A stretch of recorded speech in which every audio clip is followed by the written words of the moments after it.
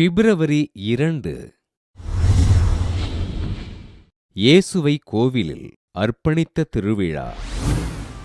தாய் திருச்சபை ஆண்டவர் இயேசு ஆலயத்தில் காணிக்கையாக அர்ப்பணிக்கப்பட்ட திருவிழாவினை பெருமகிழ்ச்சியோடு கொண்டாடுகிறது. மோசேயின் சட்டப்படி ஆண் தலைப்பேறு அனைத்தும் ஆண்டவருக்கு அர்ப்பணிக்கப்பட மரியன்னையும் யோசேப்பும் குழந்தை இயேசுவை இறைவனுக்கு அர்ப்பணிக்க எருசலேம் ஆலயம் கொண்டு சென்றார்கள். புனித மரியன்னையும் புனித யோசேப்பும் குழந்தை இயேசுவை எருசலேம் ஆலயத்தில் காணிக்கையாக அர்ப்பணிக்க எருசலேமில் வாழ்ந்தவரும் தூய ஆவியினை பெற்றவருமான சிமியோன் தூய ஆவியாரின் உணர்த்துதலால் ஆலயத்திற்கு வருகை தந்தார். குழந்தை இயேசுவை கரங்களில் ஏந்திய சிமியோன் இறைவனை போற்றி, ஆண்டவரே, உமது மீட்பை எனது கண்கள் கண்டு கொண்டன. இம்மீட்பே பிற இனத்தாருக்கு வெளிப்பாடு அருளும் ஒளி.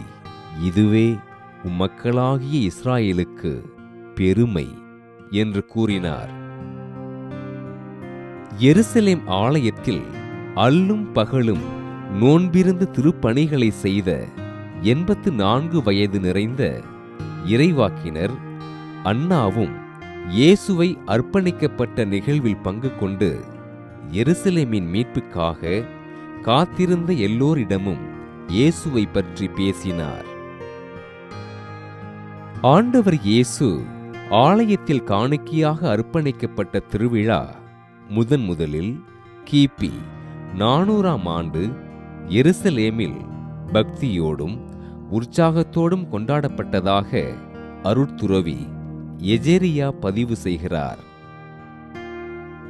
கிரேக்க திருச்சபையில் இத்திருவிழா ஆண்டவரும் அவர் தம் தாயும் சிமியோனையும் அன்னாவையும் சந்தித்த விழா என்றும் மெழுகுவர்த்தி திருநாள் என்றும் கொண்டாடப்படுகிறது.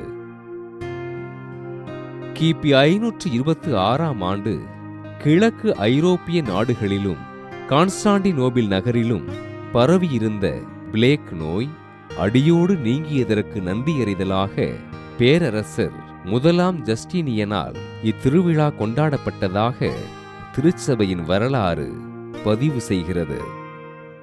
ஆண்டவர் இயேசு எருசலேம் ஆலயத்தில் காணிக்கையாக அர்ப்பணிக்கப்பட்ட திருவிழாவினை கொண்டாடுகின்ற நாம் இருளின் பிடியில் சிக்கித் தவிக்கும் மக்களை ஆண்டவர் ஒளியின் மக்களாக மாற்றியருளும்படியாக உருக்கமோடு ஜெபிப்போம்.